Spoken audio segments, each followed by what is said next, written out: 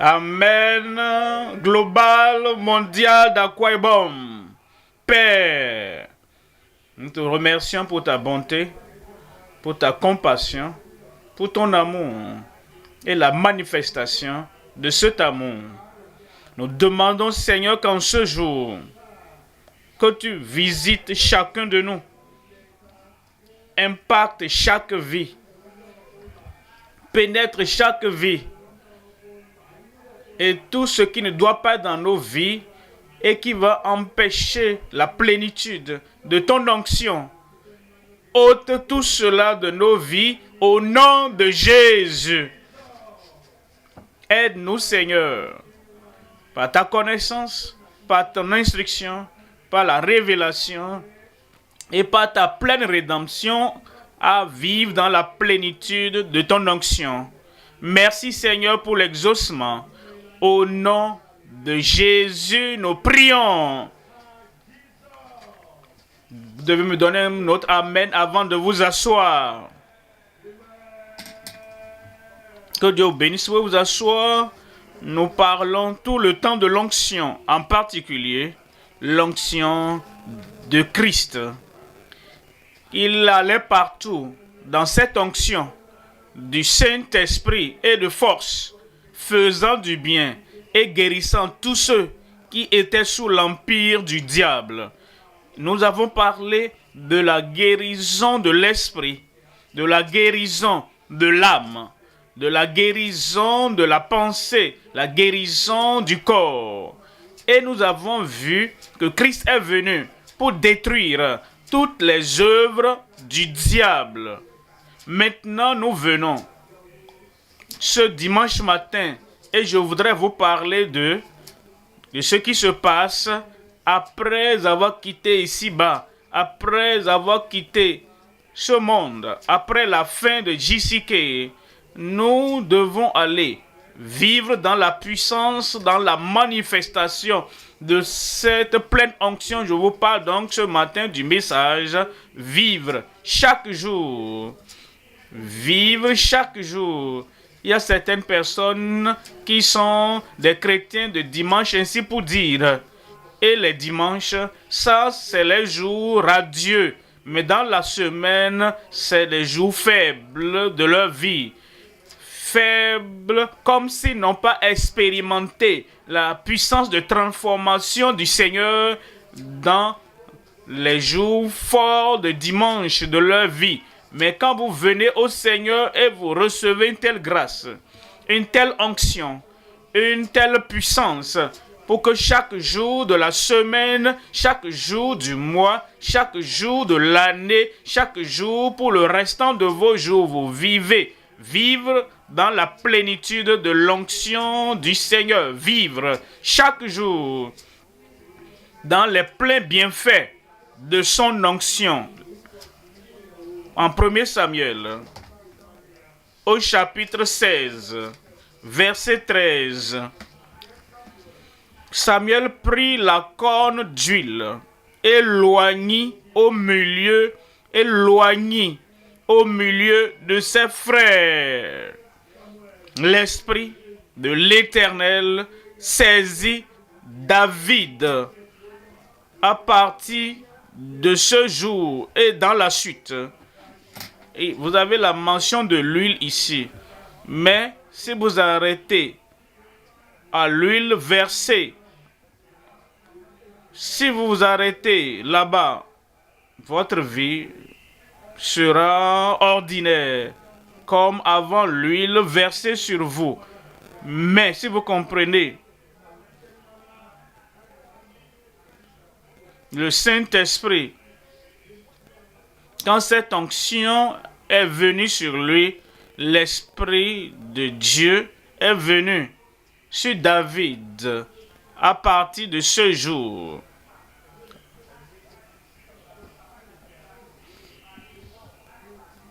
Il a eu la libération de tout ce qui s'est passé. Vous voyez, dans les chapitres à suivre, il a pu affronter Goliath. L'onction du Saint-Esprit qu'il a pu dominer dans Psaume 23. Tu dresses une table devant moi. Il est allé au-delà de Samuel. Mais Dieu a déversé et Dieu a pris contrôle. Je prie que Dieu prenne contrôle de ta vie. Le Saint-Esprit lui a été donné. Mon Seigneur, tu dresses une table devant moi, en face de mes adversaires. Malgré tes ennemis, tu vas gravir toutes les montagnes. Tu vas survoler tous les obstacles de ta vie au nom de Jésus. Ce que je vous dis, peu importe la hauteur, la force, la puissance et les incantations de Goliath, quand tu as cette onction, tu iras au-delà de Goliath et tu réaliseras tout ce que Dieu t'a appelé à faire dans ta vie. Parce que tu dresses devant moi une table en face de mes adversaires. Tu oins d'huile, vous voyez cela, le Dieu du ciel, pas Samuel seulement. Tu oins d'huile ma tête et ma coupe déborde. Je suis venu te dire qu'à partir de ce jour, ta coupe va déborder. La puissance du Seigneur sera abondante dans ta vie. Je vous parle une fois encore de vivre chaque jour dans les pleins bienfaits au profit de son onction. Il y a 3 points à considérer. Je vous parle premièrement la profession et la position des fils et des filles acceptés. Deuxième point, nous parlerons de la protection et la préservation des saints et disciples reconnus. Troisième point, nous verrons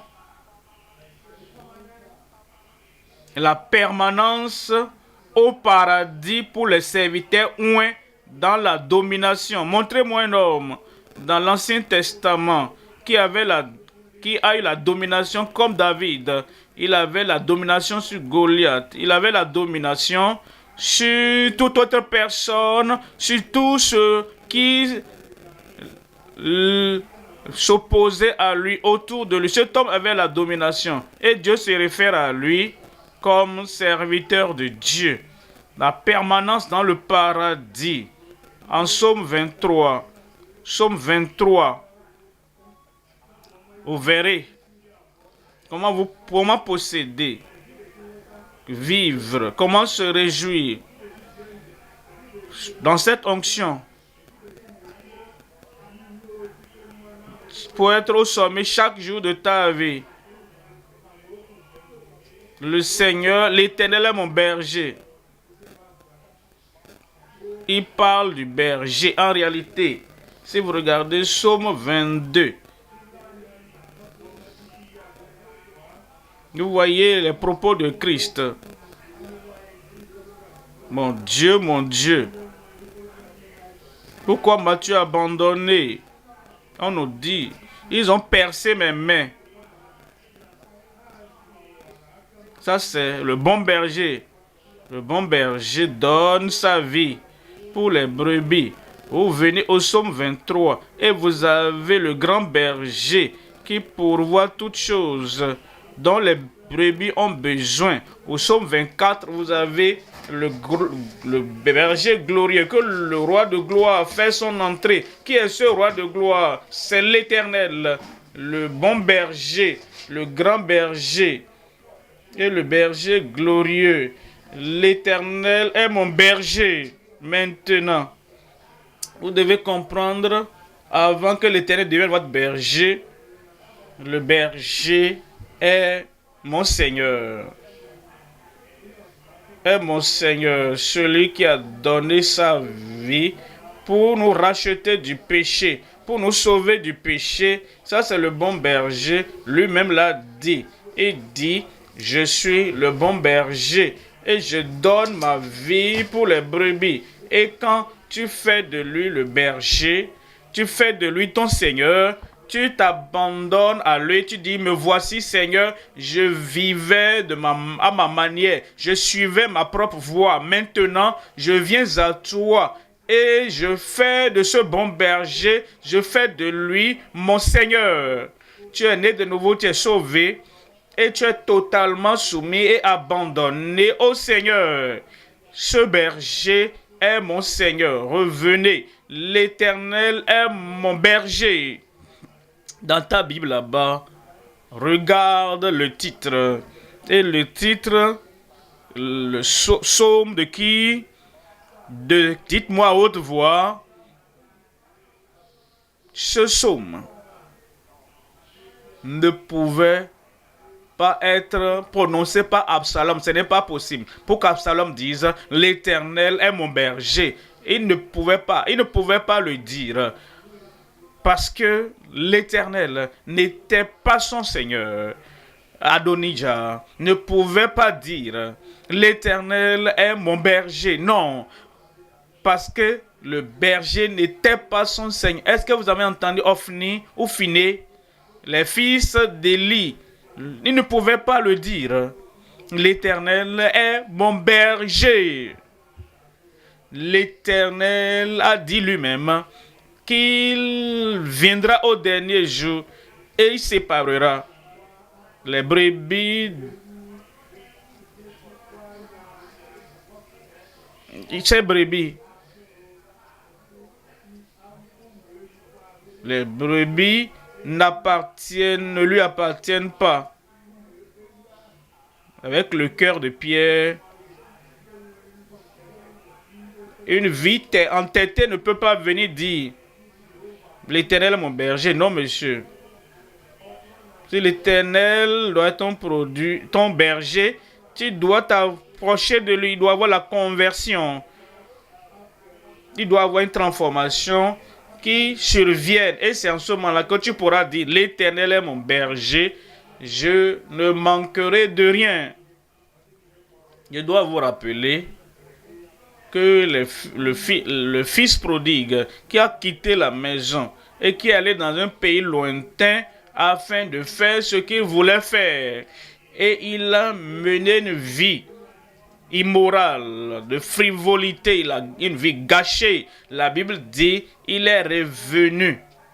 Et il s'est retrouvé dans les besoins avant de revenir. Le rétrograde, le fils prodigue qui vit dans le péché, qui vit très éloigné du contrôle et de la seigneurie du grand berger, ne peut pas dire l'Éternel est mon berger, je ne manquerai de rien.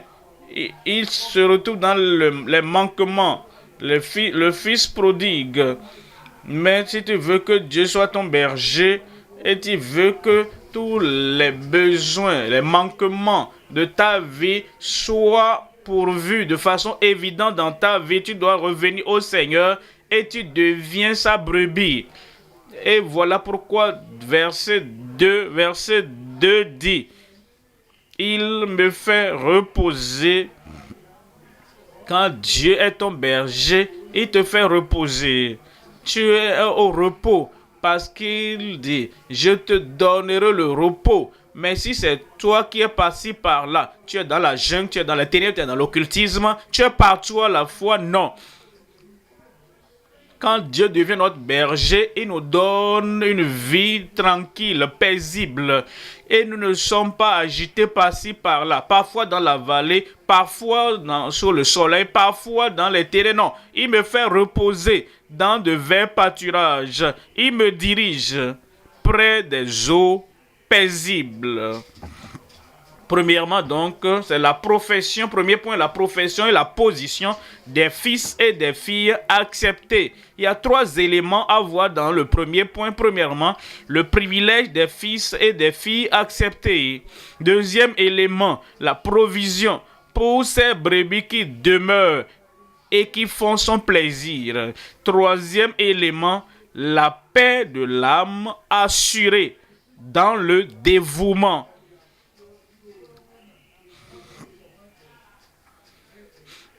Ils se dévouent et ils suivent le berger. Ce sont ceux-là qui peuvent dire l'Éternel est mon berger.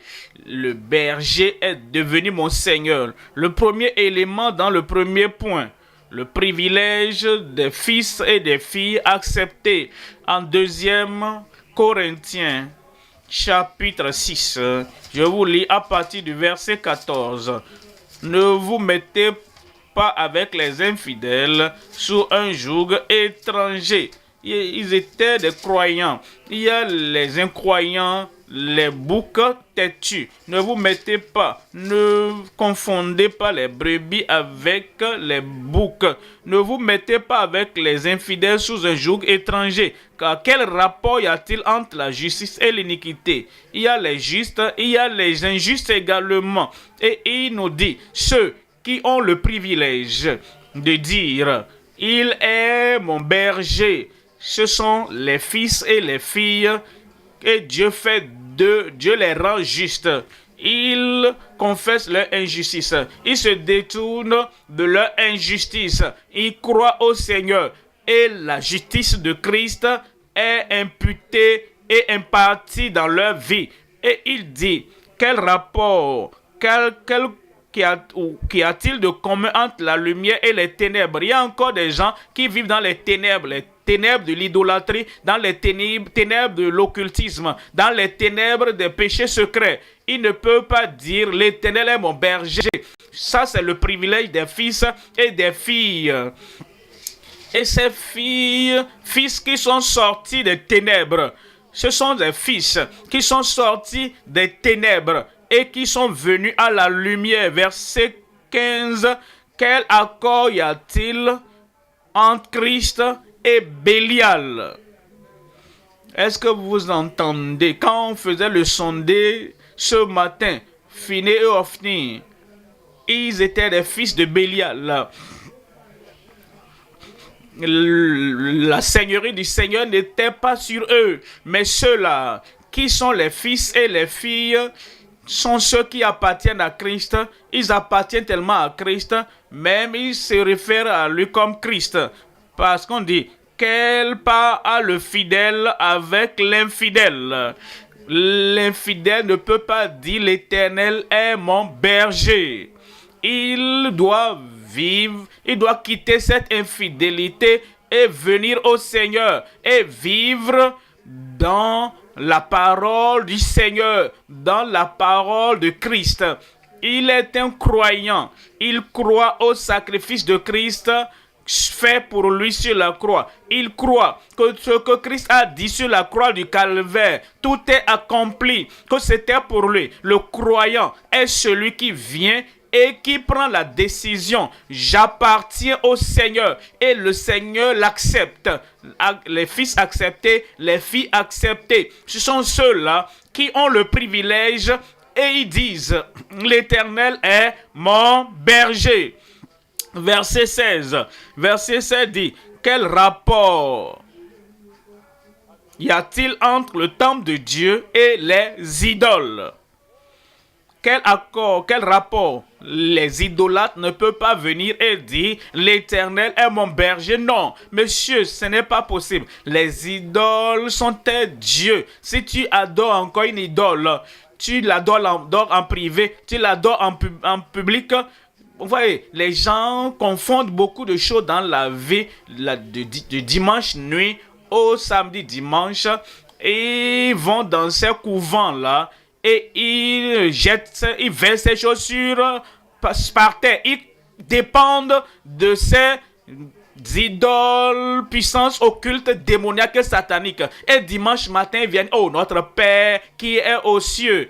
Oh, quel mensonge raconte-t-il chaque fois? Parce que si tu adores une idole et tu te soumets, ton cœur, ton âme, ta destinée, à toutes ces puissances maléfiques, comment peux-tu dire notre Père qui est aux cieux? C'est une moquerie, c'est un mensonge. tout est de l'hypocrisie. Maintenant, il dit que ta volonté soit faite sur la terre comme au ciel. Mais tu sais que tu mens. Tu ne fais pas sa volonté sur la terre. On n'adore pas les idoles au ciel. Si tu dis que ta volonté soit faite sur la terre comme elle est faite au ciel, cela veut dire que tu veux rejeter toutes ces idolâtries. Parce que les idoles, qui qu'il soit, quel que soit son nom, l'idolâtre ne peut pas dire l'Éternel est mon berger. Et le berger est mon Seigneur. Il dit, quel rapport le temple de Dieu les idoles? Car nous sommes le temple du Dieu vivant, comme Dieu l'a dit. J'habiterai et je marcherai au milieu d'eux. Je serai leur Dieu. Ce sont ceux-là qui peuvent venir véritablement, fidèlement, honnêtement et dire, l'Éternel est mon berger. Je serai leur Dieu et ils seront mon peuple. Verset 17. Verset 17, c'est pourquoi sortez du milieu d'eux. Si vous voulez, ce Psaume 23, que ce Psaume 23 soit réel dans votre bouche, vous devez vous repentir. Vous devez sortir du milieu d'eux. Sortez de l'infidélité. Sortez de l'incrédulité. Et vous devez dire, je m'abandonne. J'abandonne ma vie, mon cœur, mon présent, mon avenir au Seigneur. À tous ceux qui l'ont reçu, il leur a donné le pouvoir, le privilège de devenir des fils de Dieu. Ceux-là qui croient en son nom.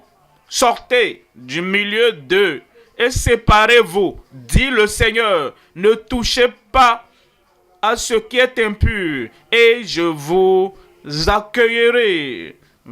Deuxième élément maintenant, nous parlons de la provision pour ces brebis qui demeurent et font son plaisir. Les brebis qui demeurent sous l'ombrage de Christ le Sauveur, Christ le berger, Christ notre suffisance. Ce sont ceux-là qui ont cette provision. Voyons ce psaume une fois encore. Psaume 23, verset 1. L'Éternel est mon berger. L'homme converti, l'homme soumis, l'homme complètement abandonné à la seigneurie de Christ, je ne manquerai de rien. Il ôte tout manquement. Il ôte tout manquement de ta vie.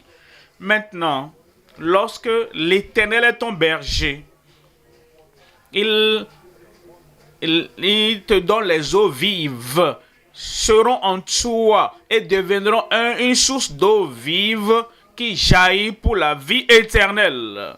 Ainsi donc, tu n'es pas dans les manquements, tu as une âme dans ton esprit, dans ton corps, et il pourvoit à tout ce dont tu as besoin pour que ta vie soit une vie confortable, une bonne vie, une vie satisfaisante. Et il nous dit, en Jean, chapitre 10, lisons à partir du verset 4. Jean 10, lisons à partir du verset 4. Jean 10, 4. Lorsqu'il a fait sortir toutes ses propres brebis, il a l'autorité totale sur ses brebis. Les brebis n'appartiennent pas à Christ pour appartenir à une autre entité, à une autre déité, totalement et complètement, sans réserve et sans interruption. Elles appartiennent au Seigneur. Les brebis le suivent et elles connaissent sa voix.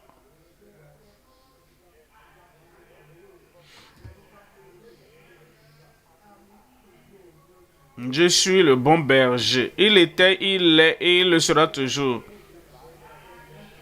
Il a versé son sang pour toi sur la croix du calvaire. Aujourd'hui, je le suis. Je suis le bon berger. Le bon berger donne sa vie pour les brebis.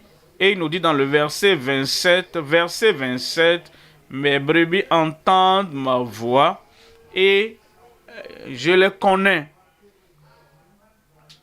Vous voyez, connaissez des fréquenteurs d'église, on les appelle, ils viennent à l'église.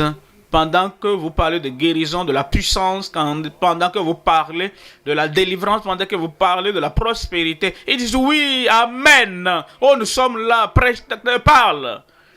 Maintenant, vous venez au point où vous parlez de la nature de Dieu, de la nature de Christ, la justice, la sainteté. Et ils sont froids. Ils disent aussi, le prédicateur continue comme ça, sainteté, sainteté, justice, ciel. Je vais prendre ce que j'ai et je vais partir à te voilà. Mais vous savez, les brebis entendent sa voix. Il peut parler de la repentance, les brebis entendent. Il peut parler de la rédemption, les brebis entendent. Il parle de la guérison et les brebis écoutent. Il parle de la pureté de cœur. Heureux ceux qui ont le cœur pur, car ils verront Dieu. Les brebis, elles prennent plaisir en sa parole, elles aiment sa parole. Elles disent, dis-nous tout ce que nous devons connaître. Ça, c'est la brebis. Ce pain, ces fréquenteurs d'église qui aiment le pain, le beurre. Ah, dis-moi ce que je veux entendre. La grâce de Dieu est là pour moi. Je peux aller pécher, je peux aller faire ce que je veux et commettre tout ce que je veux.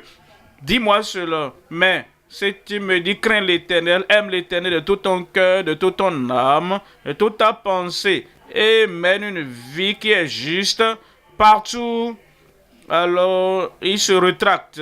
Mais les brebis écoutent ma voix et je les connais et elles me suivent. Ce sont ceux-là qui ont les provisions. Et je prie que tu fasses partie des brebis qui demeurent avec le Seigneur.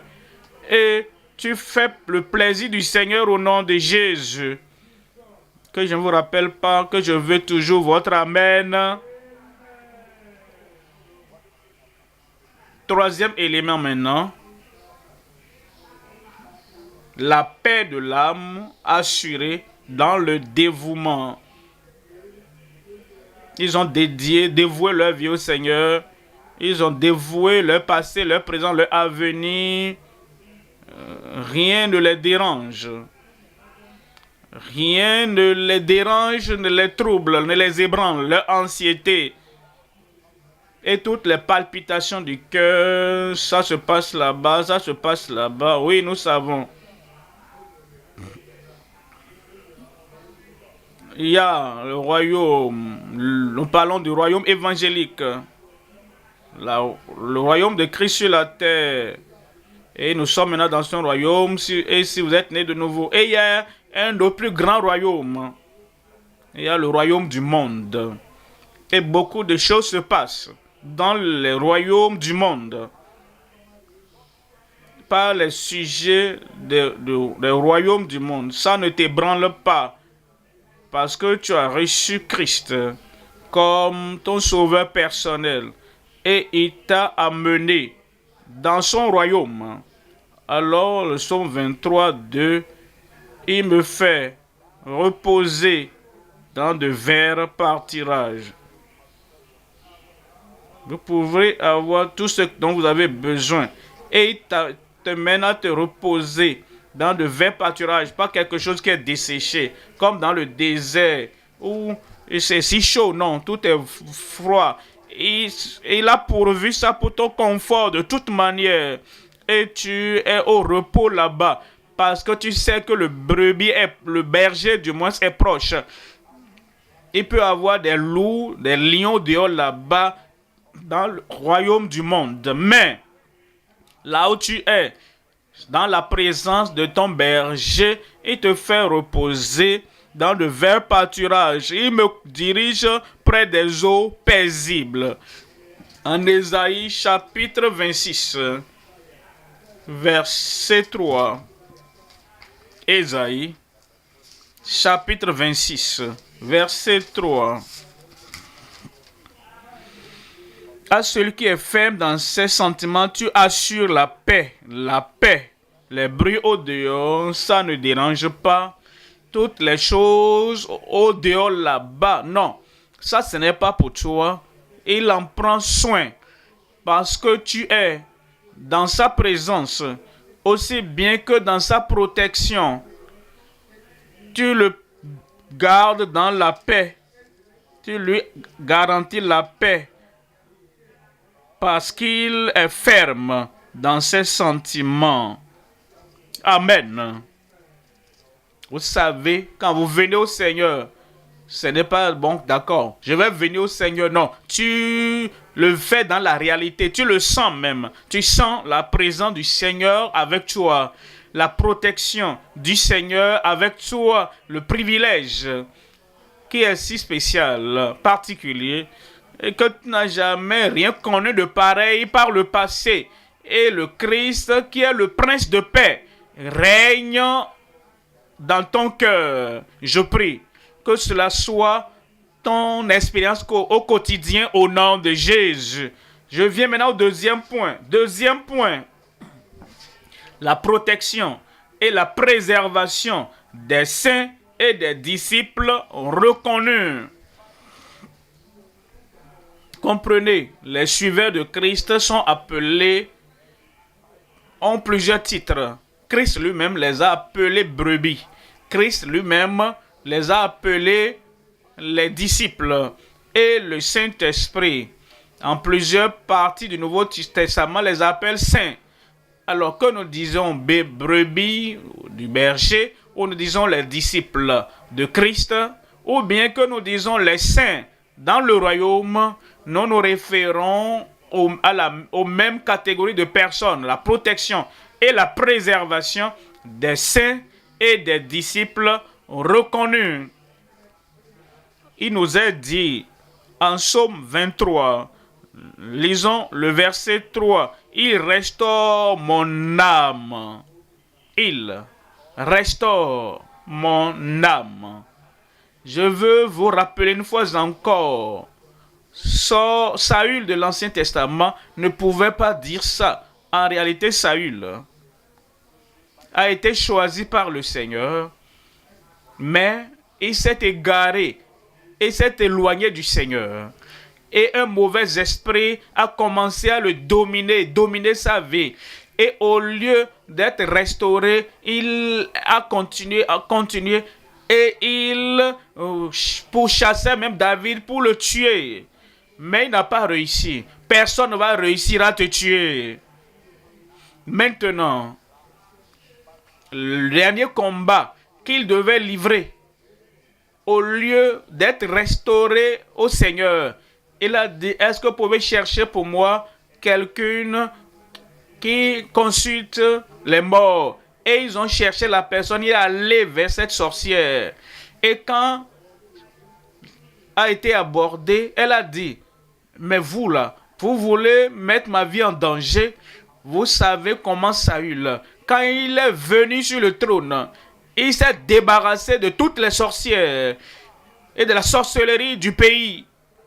Et vous voulez mettre ma vie en danger? Ils ont dit, ce Saül-là, il n'est plus. Un autre Saül est là maintenant. Il a rétrogradé. Et au lieu de continuer dans ce qu'il a fait à la fondation de sa royauté, il cherche maintenant de l'aide.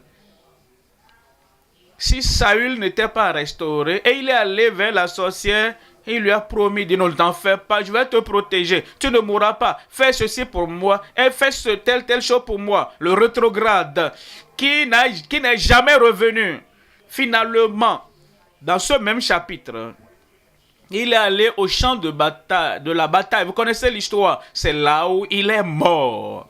Alors, Saül ne pouvait pas lire ce psaume sincèrement. Vous savez, quand vous lisez la Bible, lisez-la sincèrement. Posez-vous la question, est-ce que je suis bien placé pour lire ce passage, pour m'approprier ce passage et pour le dire de tout mon cœur. Saül ne pouvait pas le dire, mais David pouvait le dire. Parce que, rappelez-vous David, il s'est égaré. Mais il est revenu au Seigneur. Il a dit, aie pitié de moi, ô Éternel. Et dit, dans ta présence, j'ai péché et j'ai fait tel mal. Il a dit, je suis né dans l'iniquité. Il a confessé et dit, ô Éternel, restaure mon âme, que j'ai la joie du salut. Une fois encore, le rétrograde sincère qui s'est éloigné du Seigneur, qui est maintenant revenu et dit, qu'est-ce que je peux dire? Ma culpabilité a fermé ma bouche.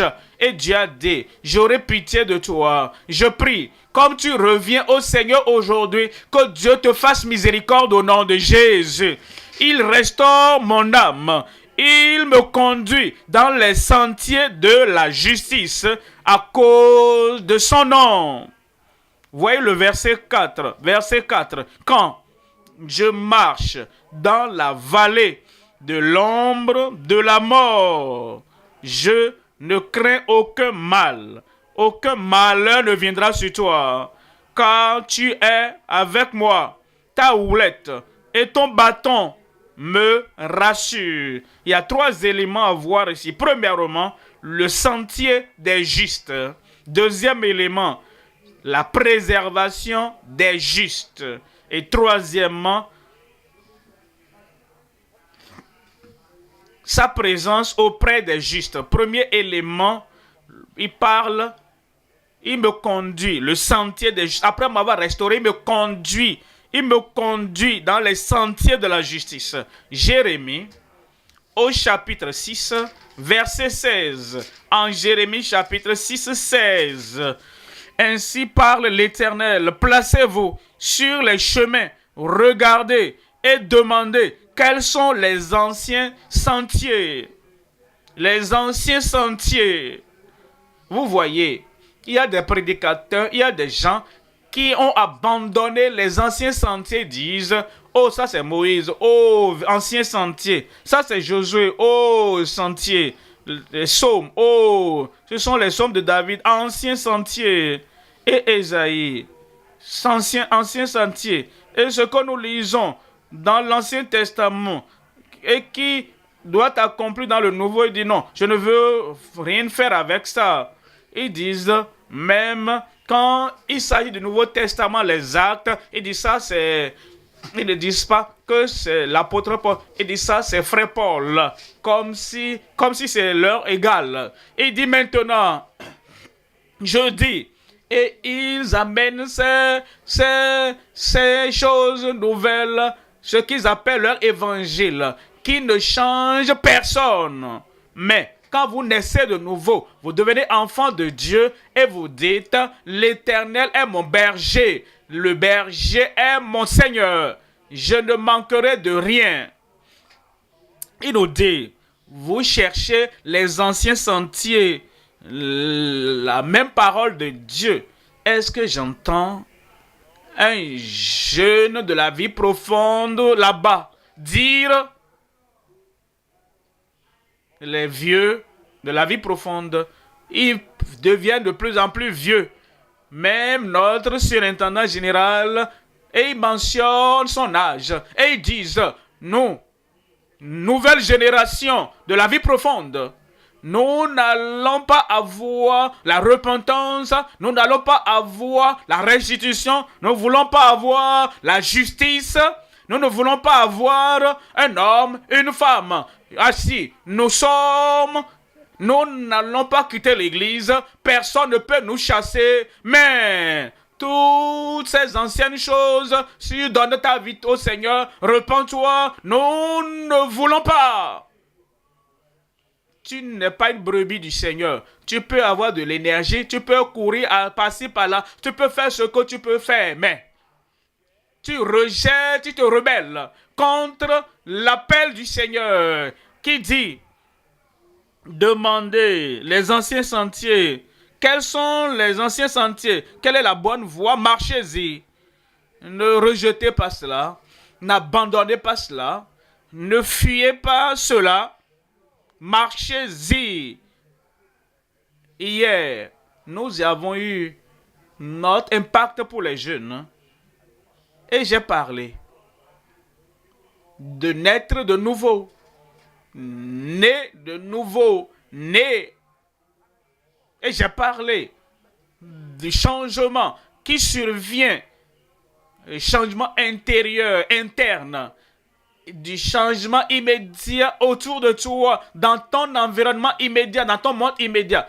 Et j'ai parlé du changement qui doit se produire dans le monde indécent. Et quelqu'un a dit,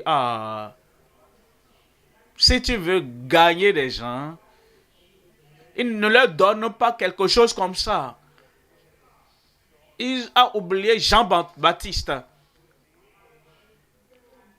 La cognée est mise à la racine de tout arbre. Et cela nécessite la repentance. Il oublie que Jésus qui a dit repentez-vous et croyez à la bonne nouvelle. Ils oublient. Pierre, que ferons-nous? Repentez-vous. Ils oublient Paul qui a dit repentez-vous. Il dit j'allais partout vous disant à tout le monde de vous repentir des mauvaises œuvres pour revenir à Dieu et croire. Et c'est ce que je fais. Je parle aux jeunes, je parle aux parents, je parle aux mères, je parle aux pères, je parle aux professionnels et je dis ce que Christ a dit. Il a dit en Matthieu au début, il a dit à la fin en Apocalypse, repentez-vous. Et je prie que ces anciens sentiers de repentance, revenir au Seigneur, que nous l'embrassons complètement sans rien laisser tomber au nom de Jésus. Jeunes, est-ce que vous êtes encore là? Est-ce que vous pouvez me dire Amen à la prédication de papa? Les anciens sentiers, c'est le sentier de la justice. Et vous trouverez du repos. Trouverez le repos de vos âmes. Deuxième élément, la préservation des justes. La préservation des justes. En Psaume 23, la première partie du verset 4. Quand je marche dans la vallée de l'ombre de la mort, je ne crains aucun mal. David, pourquoi est-ce que tu as dit ça? Que même si tu marches dans la vallée de l'ombre de la mort, tu ne crains aucun mal. Il a dit parce que je suis loin. Et l'Éternel a donné de commandement à tout le monde partout. Ne touchez pas à mes joints. Et il dit, partout je vais, partout je tiens, et je marche, il dit, aucun mal ne me touchera. Je parle de toi, hein. J'ai dit, je parle de toi. Psaume 91. Verset 1. Psaume 91, verset 1. Celui qui demeure sous l'abri du Très-Haut repose à l'ombre du Tout-Puissant. Verset 2. Verset 2. Je dis à l'Éternel, mon refuge et ma forteresse, mon Dieu en qui je me confie. Verset 3. Car certainement, c'est lui qui me délivre, qui te délivre du filet de l'oiseleur. Tu as besoin d'un amen là-bas. Et de la peste et de ses ravages. Verset 4 dit, il te couvrira de ses plumes et tu trouveras un refuge sous ses ailes. Sa fidélité est un bouclier et une cuirasse. Verset 5 dit, tu ne craindras ni les terreurs de la nuit. Je n'aurai pas peur. Je n'aurai pas peur. Tu ne craindras ni les terreurs de la nuit, ni la flèche qui vole de jour. Verset 6. Ni la peste qui marche dans les ténèbres, ni la contagion qui frappe en plein midi. Verset 7. Dis que 1000 tombent à ton côté. C'est tout l'amen que tu veux donner. Et 10 000 à ta droite. Tu ne seras pas atteint. Dis, je ne serai pas atteint. L'Éternel est mon berger, je ne manquerai de rien. Il me fait reposer dans de verts pâturages. Il me fait reposer dans de verts pâturages. Il me dirige près des eaux paisibles. Il te protège à tout moment. Alors quand tu marches, tu vas au village, tu viens en ville, partout, la protection, la présence et la puissance du Seigneur sera avec toi au nom de Jésus. De tes yeux seulement tu regarderas et tu verras la rétribution des méchants. Verset 9. Dis, car tu es mon refuge, ô Éternel. Tu fais du très haut ta retraite. Verset 10. Tu as besoin de ceci. Si tu n'as pas encore marqué ça dans ta Bible, marque ça et c'est pour toi. C'est pour moi. Je dis c'est pour moi. Aucun malheur ne t'arrivera. Aucun malheur ne t'arrivera. C'est pourquoi tu marches dans la vallée de l'ombre de la mort. Quel que soit ce qui se passe, ta vie est préservée en Christ au nom de Jésus. Aucun fléau n'approchera de ta tente. Donne un bon amen. Voilà pourquoi tu choisis ta demeure. Tu ne vis pas n'importe où. Ils ont suspendu une idole quelque part. Et ils placent une autre image sur le toit. Et ils placent tous ces symboles des idoles de la famille. Et ils placent ça là. Et tu es là-bas. Ça, ce n'est pas le type de demeure, d'habitation où qu'une brebis, qu'un vrai enfant de Dieu là, doit vivre. Mais là où tu habites dans un lieu où nous avons la Bible là-bas. Et nous avons un lieu de prière. Il y a un tapis sur lequel tu t'agenouilles de temps en temps. Et dans la maison, les anges sont là. Et les anges vérifient, il n'y a pas de dagon, il n'y a pas d'idole là-bas. Et tu habites approuvé par les Écritures. Aucun fléau n'approchera de ta tente au nom de Jésus. Troisième élément, sa présence auprès des justes. Dans la deuxième partie du psaume 23, le verset 4. Et il dit, car tu es avec moi, ta houlette et ton bâton me rassurent. Parce que la houlette du berger est censée régler le compte des ennemis sur le chemin. La houlette, le bâton du châtiment, ce n'est pas pour toi, c'est pour l'ennemi. Le bâton, la houlette, dans les mains du berger, ce n'est pas pour toi. C'est pour chasser tes ennemis. Et c'est pour te guider. Va tel chemin, va sur tel chemin. Et la houlette, le bâton, te guidant, te montre si sa houlette est si proche, si son bâton est si proche, sa présence est proche. Et il nous parle de la présence du Seigneur auprès des justes. Il nous dit en hébreu, chapitre 13. En Hébreu 13, il nous parle de ce qu'il a promis. Il a dit, je ne t'abandonnerai point. Je ne t'abandonnerai point. Alors nous pourrons dire avec assurance, le Seigneur mon secours. Je ne manquerai, je ne craindrai rien. Que peut me faire un homme?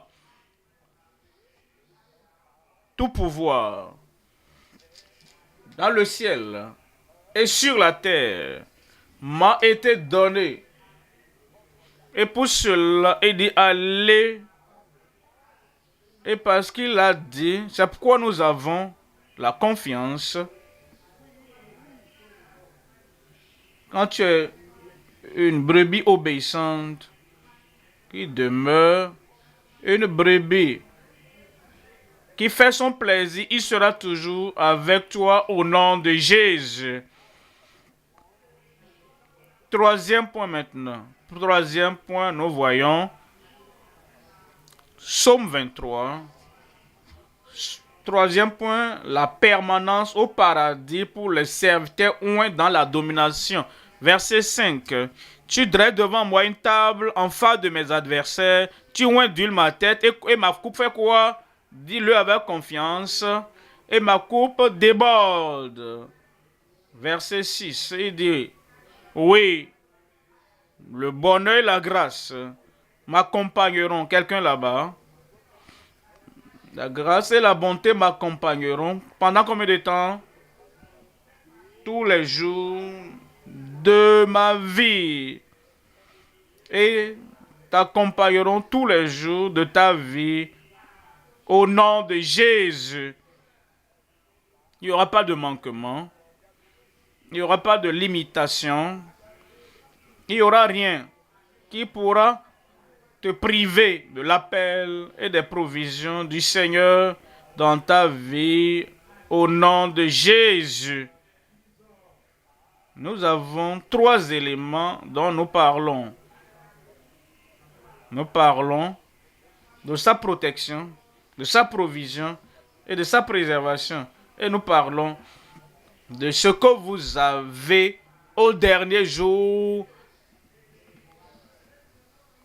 Sa splendeur parfaite, sa splendeur permanente, sa splendeur éternelle, parce que vous appartenez au Seigneur. Voyons ceci. L'abondance pour ses oints. Il vous a oint. Et pour cela, à cause de cette onction, il donne l'abondance. Rappelez-vous ce que Dieu a dit. Mon Dieu pourvoira à tous vos besoins selon sa grande richesse avec gloire en Jésus-Christ. Il pourvoit à tout ce dont tu as besoin. Tu n'auras pas de manquement au nom de Jésus. Parce que le voleur ne vient que pour dérober, que pour tuer, égorger, détruire. Mais moi, je suis venu afin que les brebis aient la vie et la vie en abondance. Parce que Dieu est capable de vous donner toute grâce afin que vous soyez capable de faire tout qui vous appelle à faire. Et dit, ma grâce vous est suffisante. Ces provisions, vous les trouverez partout. Vous serez au nom de Jésus. Dans les épreuves, il vous donnera la grâce pour vaincre. Au moment des difficultés ou des défis, il vous donnera la grâce et vous allez tenir au nom de Jésus. Et quand il y a des besoins dans votre vie, le Seigneur pourvoira à tous vos besoins. Lui-même est celui qui a fait la promesse. Il n'y a personne ne peut arrêter cette promesse de s'accomplir dans ta vie au nom de Jésus. L'onction n'est pas pour la croisade. L'onction n'est pas seulement pour ces quelques jours l'onction totale qu'il nous donne nous amène à avoir tout ce qu'il pourvoit pour nous au calvaire et à la Pentecôte, maintenant au ciel. Il intercède pour nous. Et maintenant, il dit, en Somme 23, verset 6, oui, le bonheur et la grâce m'accompagneront. Quelqu'un me donne un bon amen. Les démons ne vont pas t'accompagner. Les maladies ne vont pas t'accompagner. La tristesse ne va pas t'accompagner. Les larmes, les pleurs ne vont pas t'accompagner. La bonté de Dieu et la grâce de Dieu, oui, le bonheur et la grâce m'accompagneront. Accompagner qui? Accompagner qui? Vous savez, vous devez croire à cela. Vous approprier cela et comprendre cela. Que comme je vais partout, je suis, seule la bonté, le bonheur, la grâce m'accompagneront tous les jours de ma vie. Et il nous l'a promis. Il nous dit que cette bonté de Dieu ne va jamais cesser dans nos vies. Deuxième élément du troisième point, la satisfaction précieuse pour ses ambassadeurs. Vous êtes un ambassadeur de Christ. Et comme vous allez partout, ça c'est Christ, c'est de lui seul que vous avez à parler. Vous avez une seule chose dont vous devez parler, la grâce et le bonheur. Lorsque vous tenez juste comme son ambassadeur, il sera avec vous partout au nom de Jésus. Troisième élément, la splendeur parfaite dans sa demeure éternelle. Toutes les bonnes choses de Dieu au ciel. Que les âmes parfaites iront recevoir. Et il dit, j'habiterai dans la maison de l'Éternel. Pendant combien de temps? Il ne parlait pas de Shiloh pour toujours. Il ne parlait pas de Sion ici sur terre, à Jérusalem. Parce qu'il dit pour toujours, juste, il parle de lieu où Jésus a dit, vous croyez en Dieu, croyez en moi.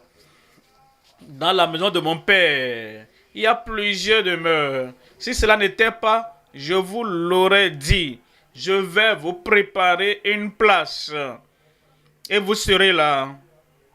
Je serai là. Votre nom, vous serez une brebis qui demeure.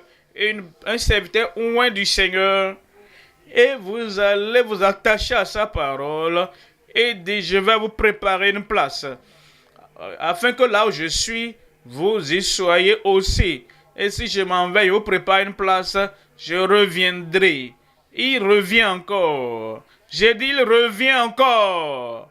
Et je vous recevrai. Il vous recevra au nom de Jésus.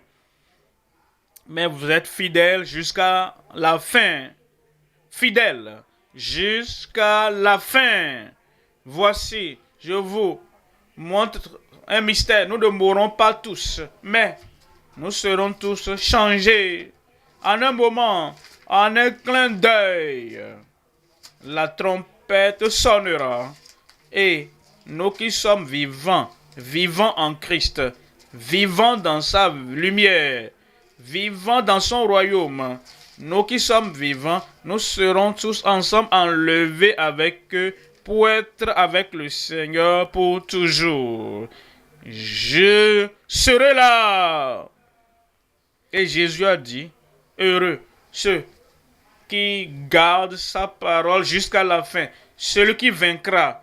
Tu arrives à vaincre le moi, tu arrives à vaincre la chair, tu arrives à vaincre toutes ces épreuves, les tentations qui essaient de te ramener en arrière. Il dit heureux ceux qui persévèrent jusqu'à la fin parce qu'ils ont sa grâce. Tu seras un vainqueur au nom de Jésus. Rien ne pourra te séparer du Seigneur. Rien ne va te chasser loin du royaume de Dieu. S'il y a un défi que tu dois supporter, supporte. S'il y a quelque chose que tu dois renoncer au moi, renonce au moi. Et continue à suivre le Seigneur, à suivre le Seigneur. Mes brebis entendent ma voix et elles me suivent. Et personne ne pourra les ravir de ma main. Je prie, tous les bienfaits, les profits dont nous avons parlé, soient pour toi au nom de Jésus. Le Seigneur est l'Éternel est mon berger. Parce que le berger est mon Seigneur. Je ne manquerai de rien. Tout besoin, Dieu pourvoira dans ta vie. Un autre amen. Un bon amen. Levons-nous maintenant et prions. Parlons à Dieu. Rappelle-toi, tout le monde ne peut pas venir dire l'Éternel est mon berger. Absalom ne pouvait pas le dire. Adonijah, celui qui n'a jamais reçu une correction sur rien du tout, ne pouvait pas dire cela. L'Éternel est mon berger. Ophni et Phiné, les enfants d'Élie, ne pouvaient pas dire l'Éternel est mon berger. Saül, celui qui allait vers la sorcière d'Endom, se préparant pour servir le Seigneur, mais dans le privé, il va chez les charlatans. Il ne pouvait pas dire l'Éternel est mon berger. Le fils prodigue, qui n'était pas restauré, qui n'était pas revenu dans la bergerie, qui est resté dans ce pays lointain. Le fils prodigue, la fille prodigue, le prophète prodigue, Jonas ne pouvait pas dire l'Éternel est mon berger. S'il doit être ton berger, fais de lui le Seigneur de ta vie. Détourne-toi du péché. Détourne-toi du mal.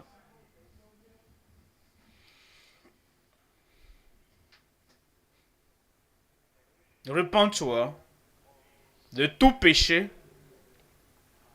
et reviens totalement, pleinement, complètement au Seigneur. Et attache-toi au Seigneur.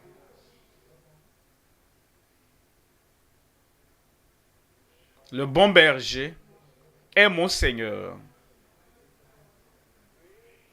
Le grand berger est mon Seigneur, mon maître, mon roi.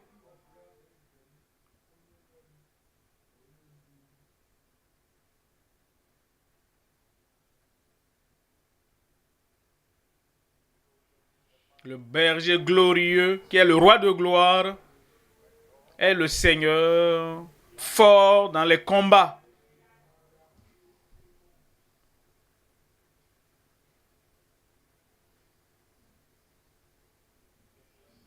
Donne-toi à lui sans réserve.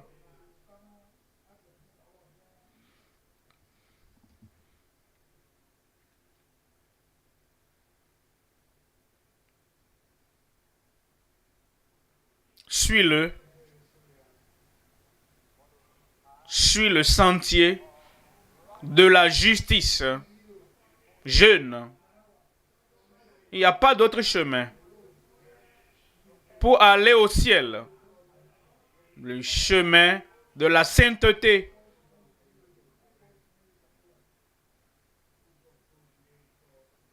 Ne dis pas, ah, je n'aime pas ce mot de la repentance. Tu dois l'aimer. C'est le seul chemin qui mène au ciel. La restitution. Tu dois l'aimer, l'accepter.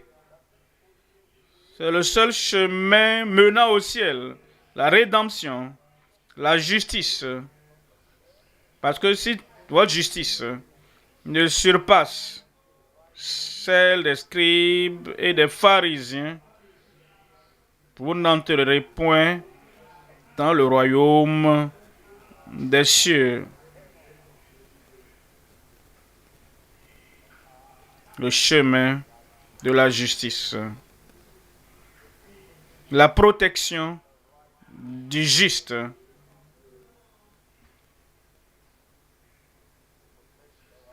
Il protège les justes. Tu es un ambassadeur de Christ.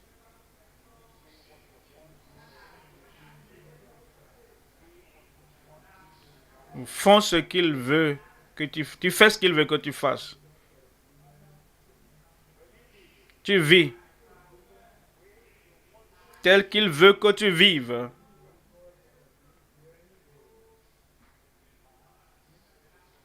Il a sa présence avec vous. Il dit, je ne te délaisserai point, je t'abandonnerai point.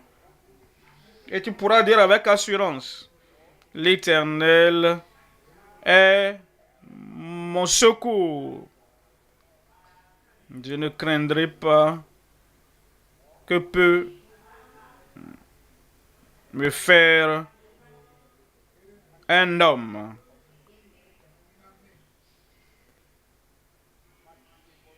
Les choses inimaginables qui peuvent être faites. Vous ne craindrez rien. Parce qu'il dit, sa présence est avec le juste. Et vous avez l'abondance. Mon Dieu pourvoira à tous mes besoins selon sa richesse avec gloire en Jésus-Christ. Fais-lui confiance. Appuie-toi sur lui. Crois en lui. Le même hier, aujourd'hui, éternellement. Il ne peut faillir. Et il n'échouera pas.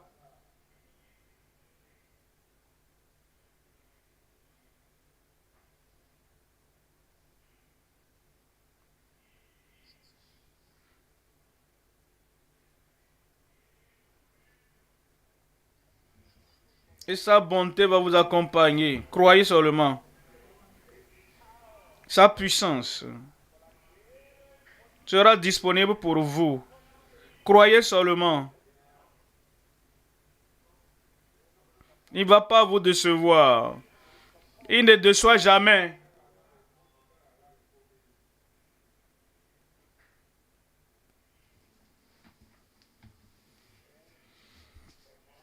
Le ciel à la fin. Le paradis à la fin. Et j'habiterai dans la maison de l'Éternel pour toujours.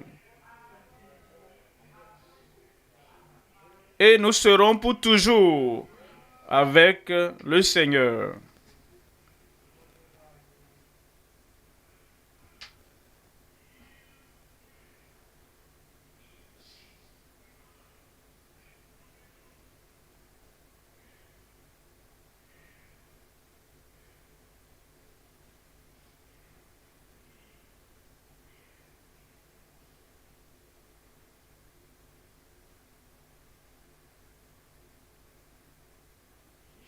Au nom de Jésus, nous prions.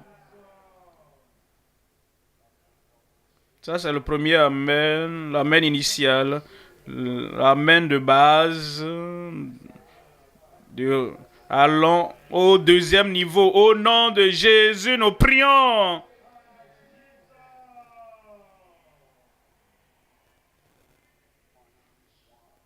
Premier point, 2, 3. Maintenant, au nom de Jésus, nous prions.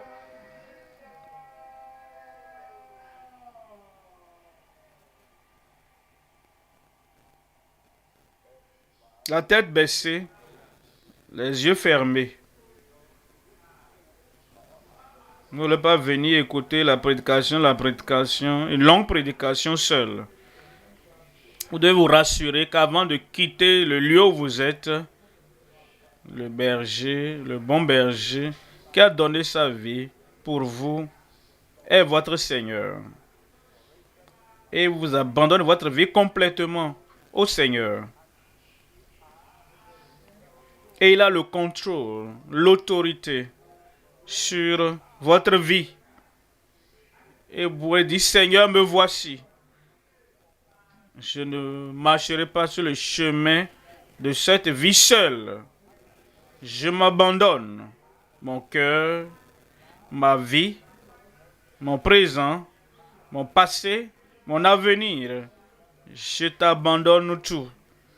Tous les péchés que tu as commis, tu les donnes au Seigneur qui te pardonne, qui sauve ton âme, qui change ta vie.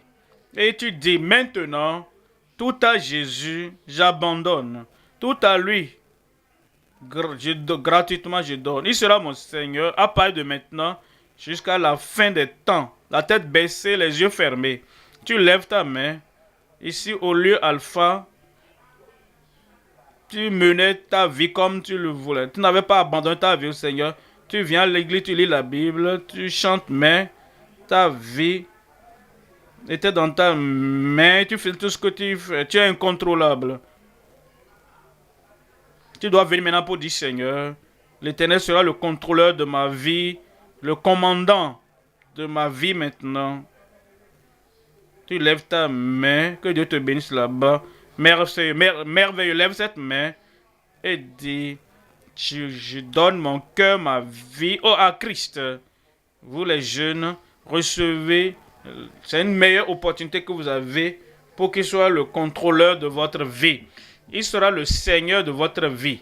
Alors, le bon berger, le grand berger, le berger glorieux aura la seigneurie, la royauté sur votre vie. Levez cette main, que Dieu vous bénisse là-bas. Toujours debout, nos conseillers vont venir vers vous. Mais je vais prier pour vous maintenant. Père, au nom puissant de Jésus, je prie pour ton peuple aujourd'hui, ici et partout.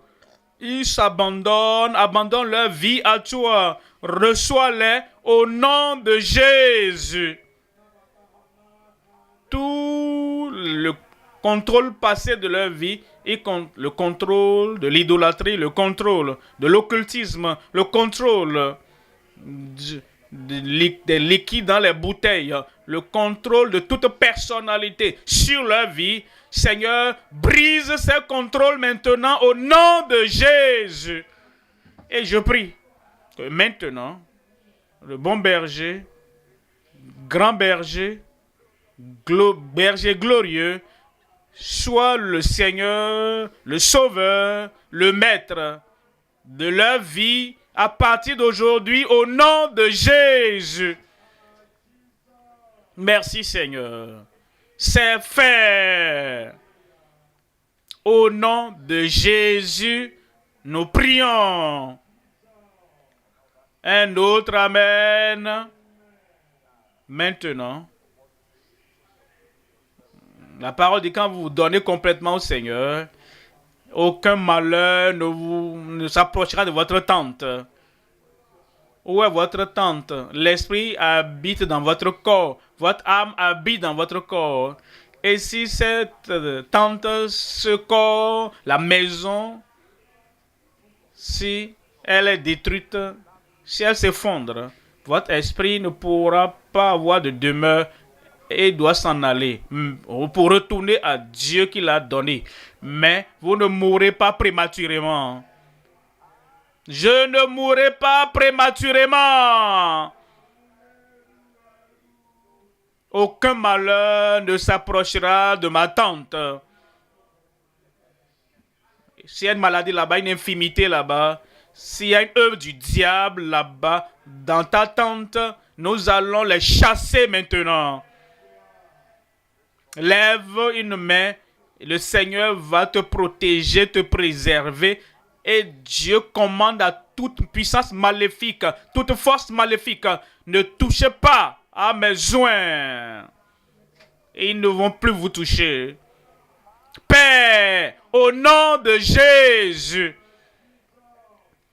toute plaie maléfique, toute maladie maléfique, toute maladie qui écoute la vie, je vous amène tout le monde devant toi, Seigneur. Ôte ces choses, ces maladies, ces plaies de leur vie au nom de Jésus. Maladie, disparaissez.